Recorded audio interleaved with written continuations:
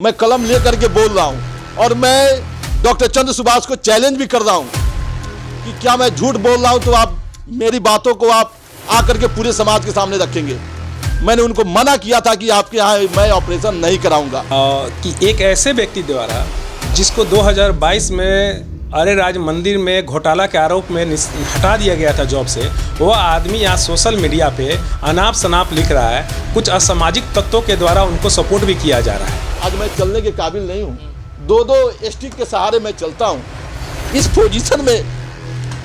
Position में भी मैं गया, मैं सर को भी बताया था कि सर मैं चलने के लायक नहीं हूँ सर। मैं बहुत ही ट्रॉमा में मेरा जो है चल रहा है अभी जीवन, चूँकि मैं रोज़ ऑपरेशन करता हूँ। आज भी 3-4 ऑपरेशन हैं। अगर मेरी मेंटल स्थिति ऐसे रहेगी तो हो सकता है कि कुछ ऑपरेशन पर भी कुछ दुष्प्रभाव पड़े। तो वो मुझसे झूठ नहीं बोले हैं चंद्र सुभाष जी, आप मुझे बताएं।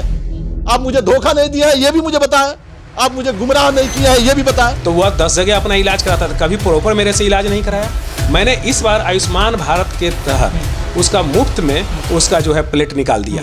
बिल्कुल इनका जांच होना चाहिए। डॉक्टर चंद्र सुभाष अगर ऐसा किए हैं तो फिर बहुत ही गलत है और इनका जांच हो। रविशंकर गिरी जी के साथ हुई तो उन्होंने साफ तौर पे इनकार कर दिया कि ऐसा कोई गबन का आरोप धीरज श्रीवास्तव के ऊपर नहीं है। नमस्कार, आप देख रहे हैं फाइनल पोस्ट पुरुषोत्तम के साथ। कोरोना का जब वक्त था तो हमने डॉक्टरों का 2 रूप देखा। एक भगवान का रूप जिसमें डॉक्टरों ने जान पर खेल करके कोरोना के मरीजों को बचाया। एक दूसरा रूप भी देखने को मिला जिसे देखने के बाद इंसान तो शर्मसार हो ही गया कि कुछ ऐसे डॉक्टर्स भी देखने को मिले जिन्होंने मरे हुए व्यक्ति यानी उनके लाश से पैसा वसूलने का काम किया। कोरोना काल बीत गया, चीजें अब सामान्य हो गई, लेकिन एक ऐसा ही कुछ सीन बना है मोतिहारी में। इनका नाम धीरज श्रीवास्तव है, आप इनको जानते भी होंगे। समाजसेवी हैं, काफी ज्यादा ये सोशलिस्ट हैं, इसमें कोई दो राय नहीं है। लेकिन इनके साथ ऐसी एक घटना हुई यहीं कि एक निजी अस्पताल में, एक बहुत बड़े अस्पताल में जिसकी इमारत को देखने के लिए आपको सर उठाना पड़ेगा और जो राजनीतिक रसूख है वो भी कम नहीं है, वहां पे इनके साथ क्या कुछ हुआ, आज ये कौन सा दंश झेल रहे हैं, किस पीड़ा से ग्रसित हो गए हैं, इनकी जिंदगी बर्बाद हो गई है, सब कुछ इन्हीं से जानेंगे। क्या कुछ हुआ है आपके साथ, पूरी डिटेल में बताइए। 6 अक्टूबर जिगुतिया का दिन था 2023। मैं सब्जी खरीदने के लिए सुगौली से छपवा आया था। उसी क्रम में बीच में टोल प्लाजा आता है, उसी टोल प्लाजा के बीच में बेतिया से आ रही एक बाइक नहीं इतनी जोरदार टक्कर मारी कि हम जो हमारा साथ मतलब ड्राइव कर रहा था बच्चा और मैं तो पीछे बैठा था, उसका दोनों का दोनों पैर टूट गया। अच्छा, आपका भी जो ड्राइव कर रहा था उसका भी दोनों का बायां ही पैर टूटा। उसका घुटना टूटा और मेरा घुटना के ऊपर का जांग का टूटा। वहां से मैं 8 बजे करीब डॉक्टर चंद्र सुभाष के यहाँ आया, मोतिहारी में ही। तो डॉक्टर चंद्र सुभाष जी मुझे देखने के बाद ये मुझे बताएं कि आपका पैर टूट चुका है, इसका ऑपरेशन करना पड़ेगा। मैंने उनको ऑपरेशन करने से मना किया है। मैं जाति से लालाजी हूं और मेरी मतलब विद्या और कलम हमारा सबसे बड़ी ताकत है। मैं कलम लेकर के बोल रहा हूं और मैं डॉक्टर चंद्र सुभाष को चैलेंज भी कर रहा हूं कि क्या मैं झूठ बोल रहा हूं तो आप मेरी बातों को आप आकर के पूरे समाज के सामने रखेंगे। मैंने उनको मना किया था कि आपके यहाँ मैं ऑपरेशन नहीं कराऊंगा और कराऊंगा भी तो आप डॉक्टर अलिंद किशोर को या कोई और वरीय राकेश कुमार जी को आप अपने यहाँ बुलाएंगे तभी मैं आपके यहाँ ऑपरेशन कराऊंगा, अन्यथा नहीं कराऊंगा। वो मुझसे भरोसा दिए थे कि मैं अलिंद किशोर को बुलाऊंगा, लेकिन ऐसा नहीं हुआ। नहीं होने का नतीजा कि उनकी लापरवाही, उनकी गलती, कम नॉलेज होना, कम अनुभव होना, जिससे मेरा ऑपरेशन के 22 दिन तक मुझे रखे। मतलब आप ऑपरेशन कराएं 8 तारीख को 8 अक्टूबर 2023 को मैंने ऑपरेशन कराया। उसके बाद मुझे 22 दिन एडमिट रखने के बाद मेरा घाव छूट नहीं रहा था। तो मैंने इनसे पूछा कि घाव छूट क्यों नहीं रहा है। ये बोले छूट जाएगा। ये मुझे छुट्टी कर दी है, कहे घर जाइए, सुई लिख दी है, दवा लिख दी है, लेकिन मेरा घाव नहीं छूटा।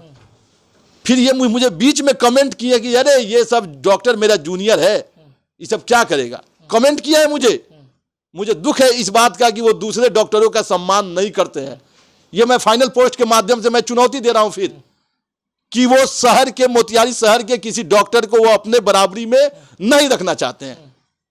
जिससे मेरी हालात आज बद से बदतर हो गई है, मैं बर्बाद हो गया हूं। अब फिर मैं उनका इंतजार करते रहा। जब 2 महीना बीत गया, जब मेरा घाव ठीक नहीं हुआ, तो मैं यहां से रुख किया अपना पटना। वहां जा करके मैं जॉन मुखोपाध्याय जी से 25/2/2024 को मिला। उन्होंने मुझे सलाह दिया और बताया कि आपका ऑपरेशन सर्जरी किया हुआ गलत है। अच्छा, पटना के डॉक्टर जी, और आपका ऑपरेशन इमीडिएट करना होगा। आप बोले तो मैं ऑपरेशन की तैयारी करूं और आप मुझसे पारस में कल आकर के मिलिए।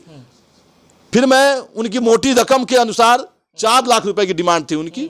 फिर मैं वहां से IGMS के लिए गया, IGMS पटना सरकारी जो अस्पताल। जी, क्योंकि मैं थोड़ा सा उतना मैं धनी व्यक्ति नहीं हूं, मैं एक बहुत सामान्य फैमिली से बिलोंग करता हूं। फिर मुझे IGMS ने भी मुझे अप्रोच किया कि नहीं, आपका ऑपरेशन अति शीघ्र जरूरी है।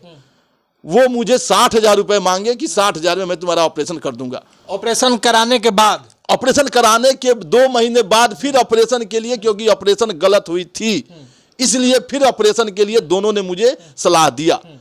यहां तक कि IGMS ने मुझे 10 दिनों का डेट दे दिया कि 10 दिन बाद आप आकर के भर्ती हो जाइएगा। ये 10 दिन के बीच मैं गांव आया। गांव आने के क्रम में मैं मोतिहारी में ही रुक गया। डेरा है मेरा, भाई साहब मेरे रहते हैं, और पिताजी और मैं और मेरी भाभी 3 आदमी आके डॉक्टर से मिले। तो डॉक्टर साहब का यही बयान था कि क्या मैं झोला छाप हूं, क्या मैं अंगूठा छाप हूं, आरक्षण से आया हूं, मैं फाड़ा हूं, मैं चीरा हूं। मैं 110% गारंटी देता हूं कि आपको ठीक करेंगे तो करेंगे। आपको मैंने भेजा था कहीं, आप क्यों गए? आपको मेरे पे भरोसा नहीं है? मैंने फिर भरोसा कर लिया। ऐसी बात सुन के भला कौन मतलब भरोसा नहीं करेगा? मैं भी भरोसा कर लिया जी। इसका नतीजा 7 महीने बाद ये मेरा फिर ऑपरेशन करते हैं। अच्छा, 17 जुलाई 2024 को मुझे एडमिट करते हैं और 18 को मेरा ऑपरेशन करते हैं। ऑपरेशन करने के बाद ये मुझे फिर 26 दिन रखते हैं। पहले ऑपरेशन में 22 दिन रखे, उसमें मुझसे इन्होंने 1,01,800 रुपए का अमाउंट मुझसे एक बियद लिया है, दूसरा 89,000 रुपए भी मतलब लिया है। मतलब इसके डॉक्यूमेंट्स उपलब्ध हैं? हाँ, पूरे डॉक्यूमेंट्स हैं। मैं आपको इस चैनल के माध्यम से दिखा भी सकता हूं, लेकिन अभी समय आएगा तो मैं आप सबके सामने सार्वजनिक करूंगा। फिर दूसरा ऑपरेशन में मैंने कहा कि सर मेरे पास पैसे नहीं है। तब तक इनका आयुष्मान कार्ड से ऑपरेशन होना इनके हॉस्पिटल में शुरू हो गया था। चंद्रा लाइफलाइन हॉस्पिटल में शुरू हो गया था। ये मुझसे बोले आयुष्मान है, मैं आपसे पैसा नहीं लूंगा। मैंने कहा कि चलो कोई बात नहीं है, अच्छी बात है, ताकि मुझे राहत मिले। मैं इनको आयुष्मान कार्ड दिया, आयुष्मान ने अप्रूवल दिया। तब मेरा ये ऑपरेशन 19 तारीख को किए, 17 को एडमिट किए, 18 रखे, 19 को मेरा ऑपरेशन किए। उसके बाद ऑपरेशन करने के बाद ये मुझे 3 दिन के बाद बोले कि धीरज जी आपका आयुष्मान वैलिड खत्म हो गया, अब आपसे हम पैसा लेंगे।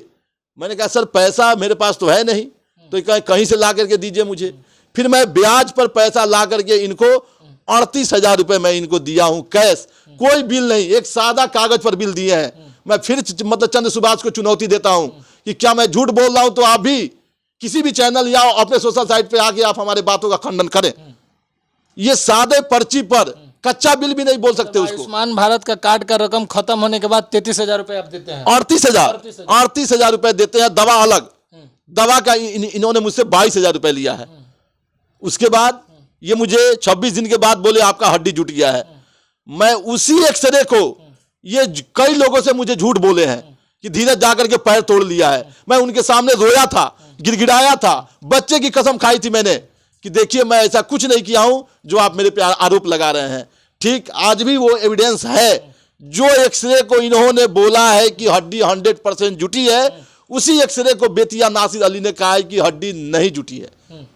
फिर मैं डॉक्टर नासिर अली से मिला, तब जाकर के उन्होंने अपने पैड पे लिखा है, आपके सामने है नासिर अली का एक रिपोर्ट मैं दिखा देना चाहता हूं, तो ताकि सब लोग भी ये भरोसा कर लें। यहां है डॉक्टर नासिर अली का रिपोर्ट, देख सकते हैं आप लोग। तो नासिर अली ने बोला कि हड्डी मतलब बिल्कुल नहीं जुटा है, और नहीं जुटने का कारण हड्डी सूख गया है, हड्डी में घाव हो गई है, हड्डी काटनी पड़ेगी, 1.5 लाख रुपए आपसे लेंगे, 1 साल लगेगा आपको, इसमें रिंग वाला मशीन लगाएंगे। फिर मैं थोड़ा सा अपना नर्वस हुआ, डिप्रेस हो गए। फिर मैं दूसरे डॉक्टर से मिला गोरखपुर में, आर्यन अग्रवाल, उन्होंने भी मुझे बोला कि नहीं हड्डी काटनी पड़ेगी। मैं और फ्रस्ट्रेट हो गया। मैं अपने मतलब जानकार लोगों से मैंने बातचीत की और मैं फिर वहां से दिल्ली एम्स के लिए निकला। दिल्ली एम्स में मैं गया, अपने लोगों का सहयोग मिला, मुझे जिस दिन मैं गया उसी दिन डॉक्टर लोगों ने मुझे देख लिया, 1 तारीख को ही देख लिया। तो 1 तारीख को देखने के बाद मुझे फिर 3 तारीख को देखा गया, टोटल रिपोर्ट आई, 9 रिपोर्ट का जांच हुआ मेरा, 4 एक्सरे हुआ मेरा एम्स दिल्ली में। फैसला यही हुआ कि आपका फिर से तीसरा सर्जरी करना पड़ेगा। मतलब वहां फिर हुआ कि ऑपरेशन होगा। हड्डी काटने के बाद?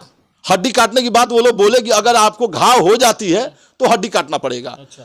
ये लोग डॉक्टर लोग जो आपके पूर्व में लिखे हैं वो लोग माने एक संभावना व्यक्त किए हैं कि घाव हो सकता है, हो जाएगा तो हम भी काटेंगे, अगर नहीं होता है तो हम नहीं काटेंगे। 3 महीने का उन्होंने मुझे समय दिया कि 3 महीने में देख लो कि अगर घाव हो जाती है तो हाँ, तो उसी दिन तुम मेरे पास आ जाना, फिर इंतजार मत करना 3 महीने का, अगर नहीं होता है तो इंतजार कर लो।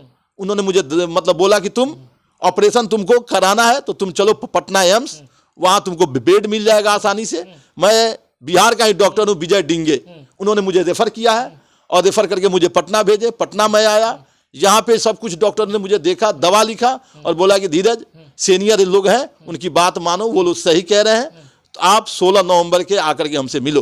15 को फिर 5 जांच करा करके हमसे मिलो 16 को। फिर मैं अपनी 15 की तैयारी में लगा। फिर मैं उसके बाद जब मैं लौटा, मैं इनसे मिलने गया, मैं इनसे बोला कि डॉक्टर साहब ऐसा आपने क्यों किया, मुझे गुमराह क्यों किया, मुझसे झूठ क्यों बोला। इतना ही बोले तब तक भड़क गए, कह रहे कि तुम कि मैंने क्या बनता है अपने आप को, ऐसी ऐसी अभद्र भाषा का प्रयोग किए कि मैं उनसे कहा कि देखिए डॉक्टर साहब, मैं झगड़ा करने के पोजीशन में नहीं हूं, मैं उस लायक भी आपने मुझे नहीं छोड़ा है कि मैं आपकी बातों का जवाब दे सकूं। आज मैं खुद में भारी हूं। मैं वहां से चुपचाप चला आया। मैं वहां फिर इनकी भाषाओं से मैं दुखी होकर मैं नगर थाना को आवेदन लिखा। वहां जाकर के थाना प्रभारी से मैंने मिला, अनुरोध किया, सारी बात बताई। थाना प्रभारी ने मुझे एक ही शब्द में बोला कि धीरज, मैं डॉक्टर के खिलाफ FIR दर्ज नहीं कर सकता, वो लोग आकर के पूरा बंद कर देंगे, फिर एक तुम्हारे चलते पूरे मरीज की दिक्कत हो जाएगी, इसलिए तो हम ये FIR नहीं करेंगे। फिर ये मैंने बात अपने जिले के पुलिस कप्तान महोदय को भी बताया। महोदय ने बोले कि नहीं तुम फिर दोबारा जाओ। वो थाना प्रभारी का नंबर भेजे, मैं फिर गया दोबारा थाना में। आज मैं चलने के काबिल नहीं हूँ, 2 स्टिक के सहारे मैं चलता हूँ। इस पोजीशन में भी मैं गया। मैं सर को भी बताया था कि सर मैं चलने के लायक नहीं हूं सर, लेकिन मैं गया, लेकिन मेरी FIR दर्ज नहीं हुई। फिर मैं सर से भी मिला, सर बोले कि देखते हैं क्या हो सकता है। फिर मैं वहां से DM साहब के यहाँ गया। फिर मैंने एक पोस्ट लिखा इनके लिए, फेसबुक पोस्ट। जब मैं देखा कि कानून मेरी मदद नहीं कर रही है तो मैं सामाजिक मदद ही न करूंगा, मैं कौन गुनाह कर दिया। मैं उनसे यही बोला कि फेसबुक पर यही लिखा कि डॉक्टर चंद्र सुभाष, मैं आपका काला करतूत उजागर करूंगा, झूठा धोखेबाज डॉक्टर चंद्र सुभाष, इतना ही मैं लिखा हूं। वो मुझसे झूठ नहीं बोले हैं चंद्र सुभाष जी, आप मुझे बताएं, आप मुझे धोखा नहीं दिया है ये भी मुझे बताएं, आप मुझे गुमराह नहीं किया है ये भी बताएं। तो मैं गलत क्या लिख दिया। ये साइबर थाना में जाकर के अपने धन बल का प्रयोग करके मेरे घर पे, मैं जिस दिन जिला अधिकारी महोदय के पास बैठा था शाम के 4 बजे, 5 बजे शाम को पुलिस मेरे घर जाकर के मेरी वजह से मेरे पिताजी का ब्रेन हेमरेज है। आप लोग इस फाइनल पोस्ट के माध्यम से मैं कह रहा हूं कि इसी वजह से मेरे पिताजी का ब्रेन हेमरेज हुआ है। वो एम्स में भर्ती थे, अभी घर आए हैं छठ में। उनकी स्थिति आज भी बोलने के लायक नहीं है। उस स्थिति में जाके पुलिस ने ऐसा शब्दों का प्रयोग किया जो कि हमारे माता पिता डर गए। फिर मैं गया घर तो मुझे मालूम चली कि नहीं, मोतिहारी से पुलिस आई थी। फिर मैंने पता किया तो मुझे मालूम चला कि साइबर थाना आया। थाना प्रभारी से मैंने बातचीत की, अपनी बात को रखी। थाना प्रभारी ने भी मुझे बोला कि नहीं पोस्ट को डिलीट कर दो, अन्यथा FIR हो जाएगा। मैं बोला कि सर आपको लगता है कि धीरज गलत है, रिपोर्ट देख लीजिए, तो आप FIR करने में स्वतंत्र हैं, मुझे कोई दिक्कत नहीं है। FIR से मैं डरने वाला व्यक्ति नहीं हूं, क्योंकि मुझे जब कानून न्याय नहीं देगी तो मैं समाज से ही न्याय मांगूंगा। इसी महीने में, मतलब पिछले महीने में 29 तारीख को मेरे ऊपर एक एडवोकेट के द्वारा, जो अपने आप को पत्रकार भी कहते हैं, उनके द्वारा मेरे ऊपर लीगल नोटिस भेजा गया। लीगल नोटिस 12 बिंदुओं पर था।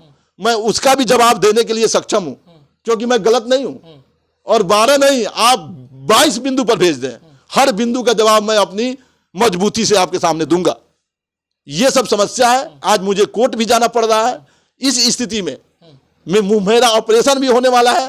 ये मुझे आर्थिक, मानसिक, शारीरिक हर रूप से दबाना चाहते हैं। देखिए पूरी कहानी आप बताएं, आप चाहते क्या है, अब क्या चाहते हैं? मैं यही चाहता हूं मोतिहारी शहर के समाज सेवियों से और पत्रकार बंधुओं से कि फिर किसी धीरज का जीवन बर्बाद ना हो। बस मेरा यही मांग है। मुझे पैसे नहीं चाहिए।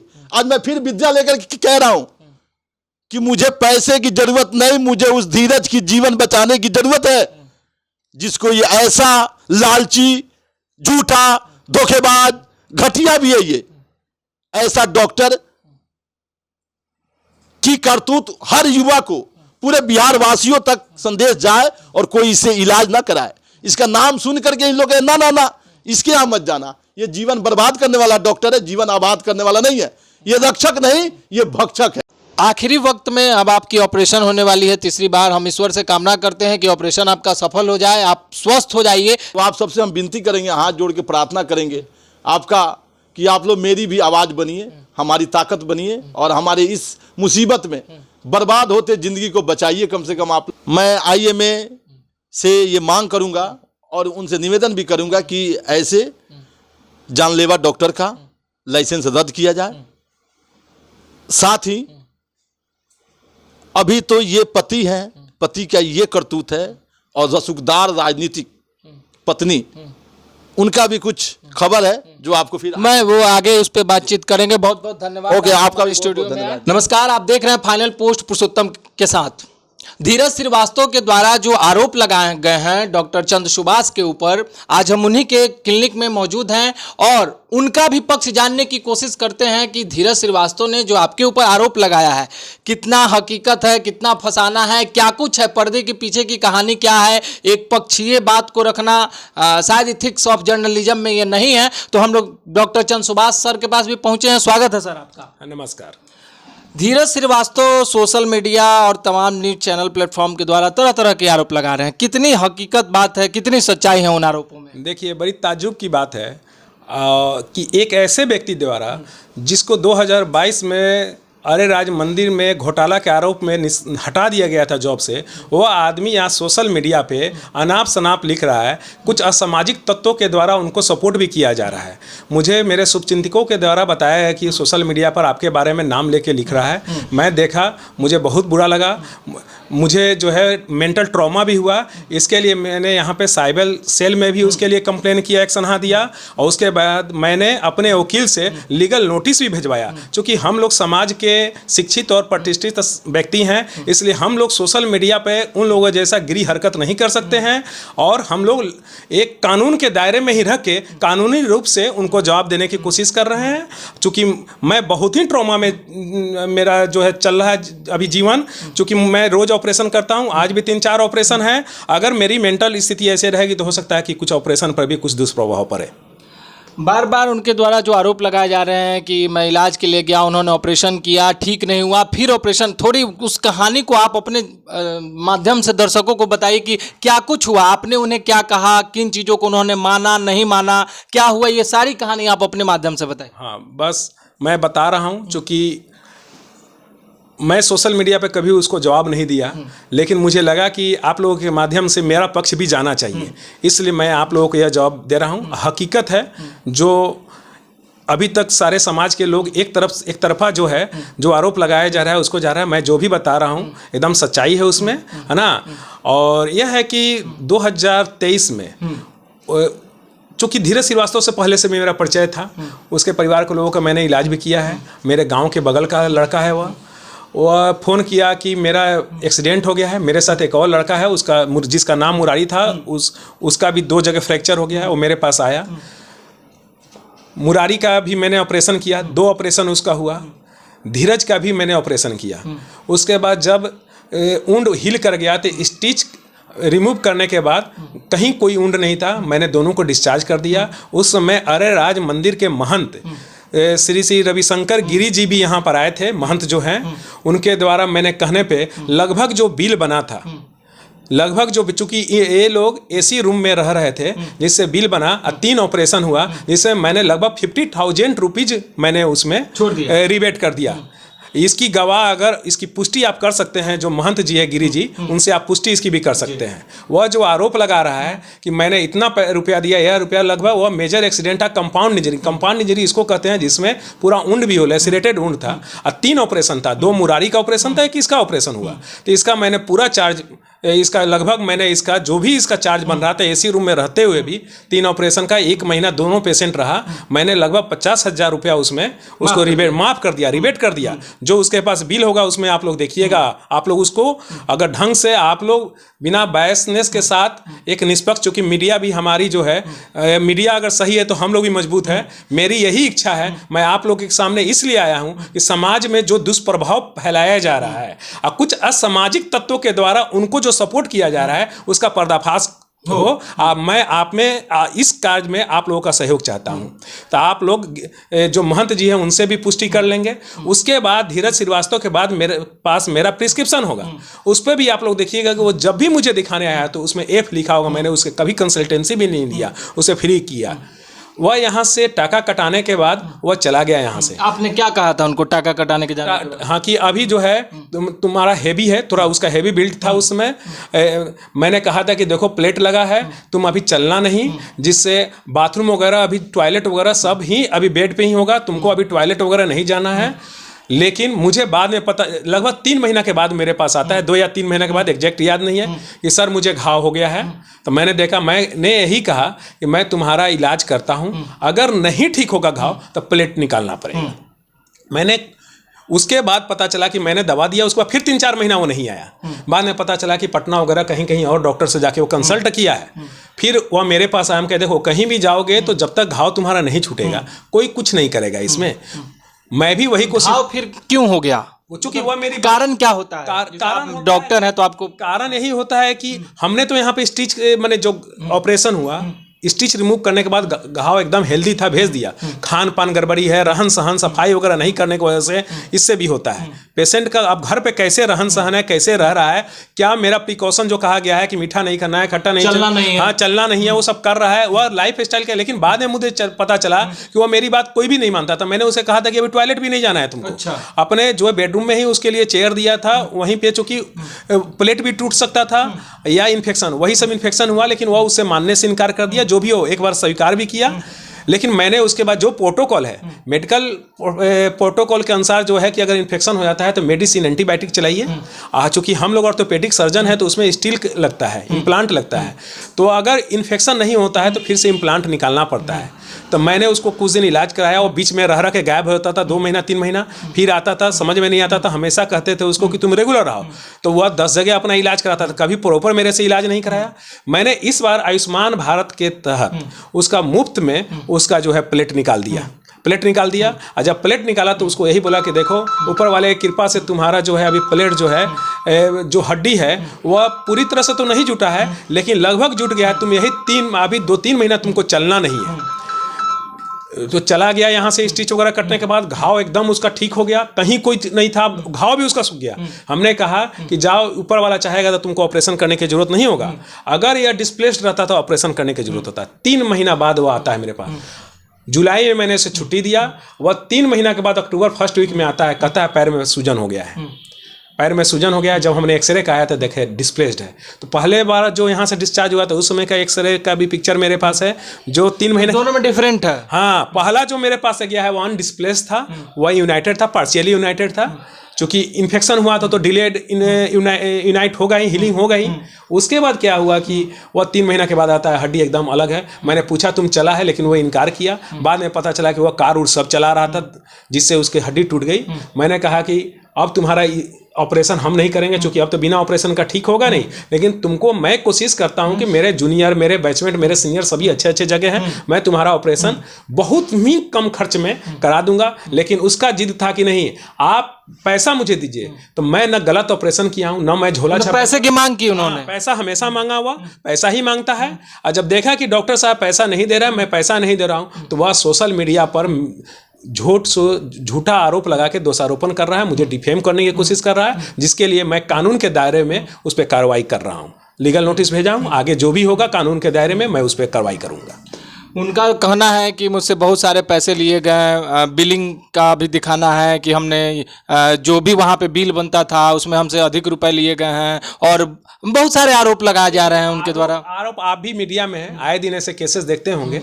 अगर उन्होंने आरोप लगाया, उनका प्रिस्क्रिप्शन, इसके पीछे की क्या कहानी, कोई आपसी रंजिश या पहले से कोई? आपसी रंजिश कोई नहीं है, आपसी रंजिश कोई नहीं है। उसका जिद है, हिस्ट्री सीटर है, क्रिमिनल माइंडेड है वह।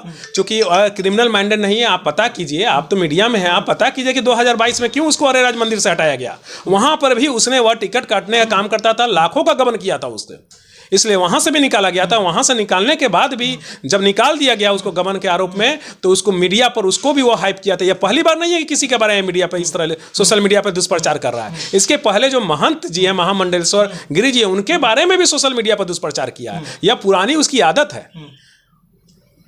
मुझे तो लगता है दिमागी हालत उसका ठीक नहीं है। उसको लगता है कि सोशल मीडिया एक ऐसा उन लोगों को हथियार मिल गया है, प्लेटफॉर्म मिल गया है कि आए दिन किसी को भी गाली दे दो, किसी को भी दुष्प्रचार कर दो, कि डर के अपने प्रतिष्ठा के लिए हमको पैसा दे देंगे। लेकिन मैंने गलत काम किया ही नहीं। मैं एक छोटा सा उदाहरण देता हूँ। ये मोतिहारी कोर्ट में रोज 100 केसेज, 1000 केसेज कोई जीतता होगा, कोई हारता होगा, कोई हारता होगा, कोई पक्ष विपक्ष है। अगर ये वकील 1000 वकील अगर केसेज जीतते होंगे तो 1000 हारते भी होंगे। क्या सारे वकील को पैसा लौटा देना चाहिए? नहीं, ये तो फिर वही चीज, मैंने तो ऑपरेशन कर दिया, प्लेट लगा दिया, स्टिच लगा दिया, स्टिच रिमूव कर दिया, घाव हिल कर गया, तुम चला गया। उसके बाद तुम 3 महीना बाद आते हो, कहते हो कि मेरा हड्डी टूट गया। मैं उसमें क्या करूं? मैं जिंदगी भर का ठेका नहीं। कोई भी डॉक्टर अभी आए दिन अगर प्रशासन, अगर आप लोग मीडिया वाले अगर ऐसे लोगों पे लगाम नहीं कसेंगे तो आने वाले दिनों में जितने प्रतिष्ठित लोग हैं सबों का जीना हराम करेगा। क्योंकि यह संक्रमण है, एक दूसरे से फैल रहा है।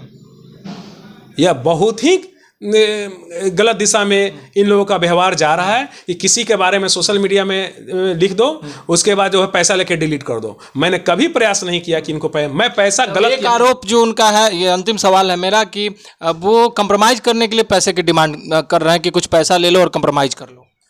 नहीं, पैसा तो मुझे देना ही नहीं है। मैंने पैसा अगर दे दिया तो मुझे लगा कि मैं गलत काम किया है। यही तो मुझे कभी नहीं करना है। कभी उसको मैंने फोन किया है, कभी कुछ नहीं। वह तो हमेशा भाया मीडिया से पैसा मुझसे मांगा है। अच्छा। कि मुझे अब जो भी मेरा खर्च आएगा डॉक्टर चंद्र सुभाष नहीं देंगे तो उनको बदनाम कर देंगे, बर्बाद। आप सोशल मीडिया पर जो पोस्ट कर रहा है वह देखिए, उस पर क्या लिखता है, डॉक्टर चंद्र सुभाष को मैं बर्बाद कर दूंगा। यह क्या है? यह तो धमकी दे रहा है मुझे। वह तो यहां तक लिख रहा है कि यहां पर साइबर सेल के पुलिस द्वारा मुझे डरावाया धमकाया जा रहा है। इसका मतलब इसका अर्थ तो यही हुआ कि पुलिस वाले भी बिके हुए हैं, मुझसे पैसा लिए हुए हैं, जो मुझसे पैसा लेके उसको डरा धमका। मेरे पास सोशल मीडिया का क्या कहते हैं, स्क्रीनशॉट है, उस पर देखिए, यह भी लिख रहा है पुलिस वालों से मुझे डराया धमकाया। वह किसी को नहीं छोड़ रहा है, वह तो पुलिस वालों को भी बदनाम कर रहा है कि डॉक्टर चंद्र सुभाष से वो बिके हुए हैं। मेरे पास स्क्रीनशॉट है, वो आप लोग भी देख रहे होंगे। चलिए, बहुत बहुत धन्यवाद आपका। धन्यवाद। तो आप देख रहे थे कि डॉक्टर चंद्र सुभाष जी ने जिस तरह से सारी बातों को बेबाकी से आपके सामने रखा, दोनों पक्ष को हमने आपके सामने दिखाया। जनता के हाथ में फैसला है, आप डिसाइड कीजिए। कमेंट में अपनी राय जरूर रखिएगा इस मुद्दे पर। अगर आगे भी मौका मिला बात करने का तो हम फिर से बातचीत करेंगे। बहुत बहुत धन्यवाद। शुरू से धीरज श्रीवास्तव जी का हम लोग को सहयोग अभी तक मिलते आया है। हर सामाजिक कार्य में हम लोगों के वो बढ़ चढ़ के हिस्सा लेते रहे हैं, और वो भी जो भी सामाजिक कार्य अभी तक किए हैं उनमें भी हम लोग का महत्वपूर्ण योगदान रहा है। आज उनकी स्थिति देख के बहुत तरस आ रही है कि उन क्या थे और क्या हो गया। और वहीं नहीं, आज तो मेरे पास काफ़ी संख्या में लोग आए थे जिसमें पीड़ित थे, पीड़ित के फैमिली थे। तो उन लोगों का बात सुन के काफ़ी हमको लगा कि नहीं, अगर डॉक्टर अगर इस स्थिति में अगर ऐसा कर रहे हैं तो कहीं ना कहीं ये बहुत दुर्भाग्यपूर्ण है। कम से कम अपने ज़िले के लिए तो बहुत ही दुर्भाग्यपूर्ण है। और हम यही कहना चाहेंगे कि इनकी जांच तो बिल्कुल होनी ही चाहिए, क्योंकि अगर ऐसे 5 लोग ऐसे मेरे नज़र में जो आज हमसे मिले हैं, 5 लोग ऐसे हैं जो पूर्ण रूप से आज समझिए कि दिव्यांग हो गए हैं, जो सही सलामत आए थे, सिर्फ अपने ऑपरेशन के लिए आए थे, चाहे वो हाथ का ऑपरेशन हो या पैर का ऑपरेशन हो, और वह जो ना उनका हाथ काम कर रहा है सही से और ना पैर काम कर रहा है। इसमें एक उदाहरण तो धीरज श्रीवास्तव जी हैं, जो हम लोग के साथ ही पहले तो अधिकतर टाइम इनके साथ बीतता था, आज ये बेड पे हैं और इनकी आर्थिक स्थिति, शारीरिक स्थिति काफ़ी बद से बदतर हो गई है। तो ये सब देख के हम लोग भी काफ़ी रोष में भी हैं और दुख में भी हैं। तो हम यही कहना चाहेंगे कि बिल्कुल इनका जांच होना चाहिए। डॉक्टर चंद्र सुभाष अगर ऐसा किए हैं तो फिर बहुत ही गलत है।